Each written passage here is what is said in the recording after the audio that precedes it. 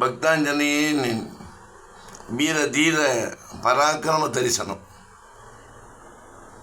கண்டுகொண்டேன் ராமநாமத்தை என்பது போல் கண்டுகொண்டேன் ராமனின் தூதனின், ராமனின் சேவகனின், நம்முடைய எஜமானன். ராமன் அவருக்கு எப்படி எஜமானரோ நமக்கு ஆஞ்சநேயனே எஜமானன்.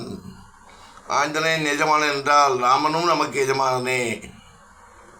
அனுமனுடைய அருள் கிடைத்தால் ராமனுடைய அருளும் நம்மை தேடி வரும் என்பதை புரிந்து கொண்டு நாம் நலமாக வளமாக வாழ்வாங்கு வாழ வேண்டும்.